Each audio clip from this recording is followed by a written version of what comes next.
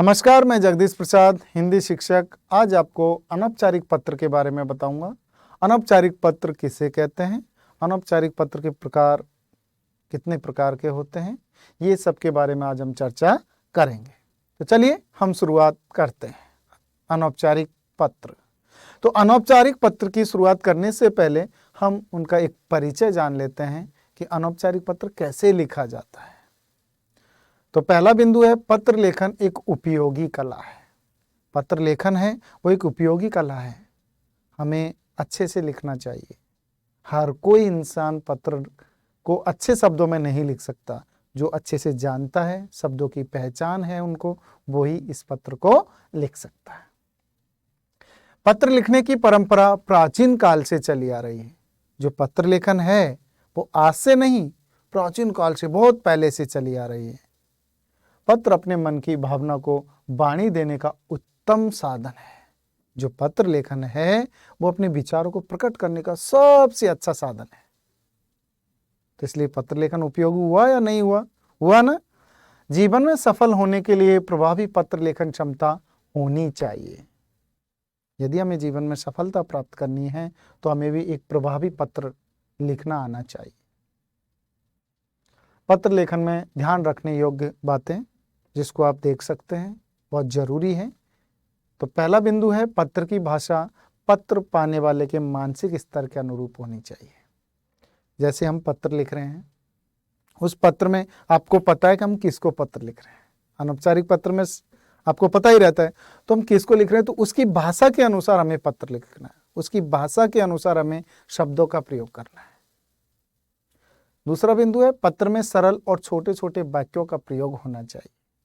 सही बात है, यदि हम पत्र लिख रहे हैं तो उसमें छोटे छोटे वाक्यों का प्रयोग और सरल शब्दों का प्रयोग होना चाहिए जिससे सामने वाला समझ जाए। पत्र में अनावश्यक विस्तार से बचना चाहिए। सीधी सी बात है बेटा, यदि हम एक ही चीज को बार बार रिपीट करते रहेंगे तो उसमें वो रोचकता नहीं आएगी। तो हमें अनावश्यक विस्तार से बचना चाहिए। जितना हमें कहना है तो वो कम से कम शब्दों में और अच्छे से कह देना है। एक ही चीज को बार बार रिपीट नहीं करनी है। पत्र की भाषा सरल और रोचक होनी चाहिए। जो पत्र है उसकी भाषा कैसी होनी चाहिए? सरल और रोचक होनी चाहिए। पत्र लेखन में सबसे महत्वपूर्ण बिंदु है, पत्र लेखन में शिष्टता बनाए रखनी चाहिए। मैंने आपको शुरुआत में ही बताया था कि पत्र लेखन में हमेशा शिष्टता बनाए रखनी चाहिए। अच्छे से व्यवहार से पत्र लिखना चाहिए जिससे सामने वाला पढ़ करके सुन करके बहुत खुश हो जाए, है ना। पत्रों में आत्मीयता होनी चाहिए, ये बात भी सही है। हम पत्र लिख रहे हैं तो अपनी आत्मीयता होनी चाहिए, एक दूसरे से प्रेम की भावना होनी चाहिए। पत्र के वाक्य आपस में जुड़े होने चाहिए। ऐसा नहीं है कि पत्र लेखन में आपने शुरुआत में कुछ और बता दिया, एंडिंग में कुछ और बता रहे हो समाप्ति पे, नहीं। पत्र हमारा उसकी जो वाक्य है वो आपस में जुड़े होने चाहिए, मतलब मेल करते हुए होने चाहिए। ठीक है, अब चलते हैं हम पत्र के प्रकार। पत्र हमने पहले भी पढ़ लिया था, दो प्रकार के होते हैं, औपचारिक पत्र और अनौपचारिक पत्र। जो औपचारिक पत्र हम पिछली कक्षा में कर चुके हैं, तो आज करेंगे हम अनौपचारिक पत्र। तो चलिए, पहला बिंदु, यह पत्र उनको लिखा जाता है, उन लोगों को लिखा जाता है जिनसे हमारा व्यक्तिगत संबंध है, मतलब पर्सनल रिलेशन है, जिसे आप जानते हो, उन्हें अनौपचारिक पत्र लिखा जाता है। सबसे महत्वपूर्ण बिंदु है बेटा। अनौपचारिक पत्र मतलब इनफॉर्मल लेटर। आप समझ गए होंगे कि ये जो पत्र है वो अपने सगे संबंधियों को, आप जिसको जानते हो, पर्सनल रिलेशन वालों को ही आप अनौपचारिक पत्र लिख सकते हो। तीसरा बिंदु चलते हैं हम, इस तरह के पत्र लेखन में व्यक्तिगत सुख दुख का उल्लेख किया जाता है। अब सही बात है कि जैसे बेटा देख लीजिए, आप अपने पर्सनल रिलेशन वालों को, जैसे माता पिता, भाई बहन, मामा, बुआ, फूफा, हम उनको दोस्त, उनको ये पत्र लिखेंगे तो पता है आप आपकी खुशी भी जाहिर कर सकते हो और अपना जो दुख है वो भी अपने सगे संबंधियों को जाहिर कर सकते हो। इसलिए ये अनौपचारिक पत्र कहा जाता है। समझ में आया होगा? तो चलिए आगे चलते हैं। अनौपचारिक पत्र के प्रकार। अब अनौपचारिक पत्र कितने प्रकार के लिखे जाते हैं तो देख लीजिए। पहला है बधाई पत्र। आपका दोस्त कोई परीक्षा में सफल हुआ है या कोई प्रतियोगिता में सफल हुआ है तो आप उसे बधाई पत्र लिख सकते हैं, मतलब कॉन्ग्रेचुलेशन, शुभकामना पत्र। ये भी मान लीजिए आपका दोस्त कोई नया घर बना रहा है, ऐसा कोई शुभकामना पत्र लिख सकते हो, शुभ कार्य के लिए पत्र लिख सकते हो। निमंत्रण पत्र, आप अपने दोस्त को, अपनी बहन की शादी के लिए, मामा को, बुआ को, जिसको भी लिखना है, निमंत्रण पत्र होता है। विशेष पत्र, सांत्वना पत्र, किसी प्रकार की जानकारी देने के लिए पत्र, कोई सलाह देने के लिए भी पत्र लिखा जाता है। वो कौन सा पत्र है? अनौपचारिक पत्र। मतलब आप समझ गए होंगे, सांत्वना पत्र मतलब आप समझ गए, आपके दोस्त को किसी प्रकार का कोई दुख हुआ है तो आप क्या करोगे? उसको एक तसल्ली दिलाओगे कि कोई बात नहीं, आप चिंता मत कीजिए, आगे कुछ अच्छा हो जाएगा। या मम्मी पापा भी आपको सांत्वना दिलाएंगे, मान लीजिए आप सफल नहीं हुए किसी चीज में, है ना, तो वो होता है सांत्वना पत्र। तो चलते हैं हम आगे। अनौपचारिक पत्र लेखन हेतु आवश्यक बातें, क्या क्या बातों का हमें ध्यान रखना, ये सबसे महत्वपूर्ण है बच्चों। तो सबसे पहले क्या करना है, हमें पता लिखना है। किसका लिखना? देखिए सबसे ऊपर बाईं ओर पत्र भेजने वाले का पता। जैसे कि आप पत्र लिख रहे हो अपने मम्मी पापा को या अपने दोस्त को, तो सबसे पहले आपका पता आएगा, वो भी किधर? बाईं ओर। ठीक है। अब पते में आप परीक्षा भवन लिख सकते हो, है ना, या फिर अपना खुद का पता लिख सकते हो। आगे उसके बाद क्या आएगा? दिनांक, जिस दिन पत्र लिखा जा रहा है। ये सबसे महत्वपूर्ण बात है बेटा। बहुत से बच्चे क्या करते हैं, दिनांक पिछली तारीख की लिख देते हैं। नहीं, या तो जिस दिन आप पत्र लिख रहे हो उस दिन की लिख सकते हो या आगे की भी लिख सकते हो, लेकिन पीछे की तारीख नहीं लिखनी। तीसरा बिंदु है संबोधन। संबोधन का मतलब क्या होता है कि पत्र प्राप्त करने वाले के अनुसार आपको संबोधन देना है। जैसे बड़ों के लिए कैसे दोगे? बड़ों के लिए अपने से बड़े, जैसे दादाजी है, पापा जी है, मामा जी भी हो सकते हैं, तो क्या लिखोगे? आदरणीय दादाजी, पूजनीय दादाजी, पूजनीय पिताजी, है ना, पूजनीय मम्मा। तो अपने से बड़ों के लिए कौन से शब्दों का प्रयोग किया जाएगा संबोधन में? आदरणीय या पूजनीय। और जैसे छोटों के लिए, आपसे छोटे भी हो सकते हैं ना, तो उनके लिए क्या लिखोगे? प्रिय, स्नेही, प्रिय या स्नेही। तो समझ में आया होगा बेटा, यहां तक कोई दिक्कत नहीं। चलिए आगे बढ़ते हैं। चौथा है अभिवादन।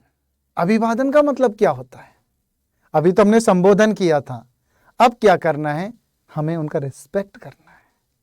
जैसे अपने से बड़ों के लिए क्या कहोगे? सादर प्रणाम या चरण स्पर्श करते हो ना, दादाजी को, पापा जी को, बड़े भैया को भी, तो सादर प्रणाम या चरण स्पर्श ऐसे करते हैं। और छोटों के लिए क्या कहोगे? आप आशीर्वाद दोगे तो क्या बोलोगे? चिरंजीवी रहो, शुभ आशीर्वाद, है ना। पत्र की विषय वस्तु, आगे चलते हैं हम। पांचवा बिंदु है हमारा पत्र की विषय वस्तु। पत्र लेखक पत्र प्राप्त करने वाले से कुछ कहना चाहता है, वह पत्र की विषय वस्तु होती है।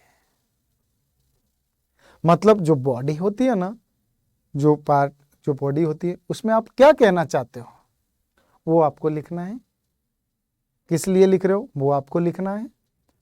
छठा बिंदु है पत्र का समापन, मतलब पत्र की समाप्ति हमें कैसे करनी है। तो जैसे मान लीजिए आपके निकट संबंधी व्यक्तियों के अनुसार, जैसे मान लीजिए आप आपके भाई को पत्र लिख रहे हो, तो क्या लिखोगे? तुम्हारा भाई, आपका नाम, या बस आपका प्रिय बेटा, बेटी, पोता, पोती, भांजा, जो भी आप लिख सकते हो। जिसको आप पत्र लिख रहे हो उसके अनुसार आपको ये करना है।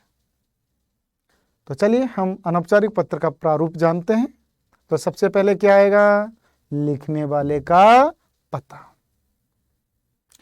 आप पते में आप जैसे सूरत शहर में रह रहे हो तो सूरत शहर, अहमदाबाद में रह रहे हो, राजस्थान में कोई ऐसे शहर में रह रहे हो तो वो लिख सकते हो। फिर आपको क्या करना है? संबोधन। दिनांक लिख दिया, दिनांक के बाद में क्या लिखना है? संबोधन, आदरणीय या पूजनीय। फिर आप क्या करोगे, अभिवादन करोगे, मतलब सादर प्रणाम, चरण स्पर्श। ठीक है।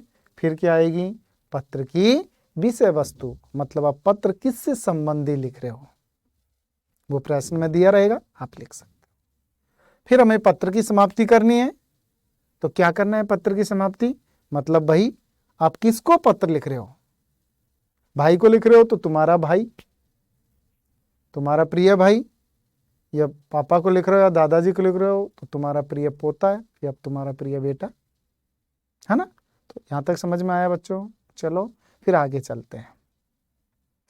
अब मेरा एक प्रश्न है कि मित्र को परीक्षा में प्रथम स्थान प्राप्त करने के लिए आपको एक बधाई पत्र लिखना है, कैसे लिखोगे।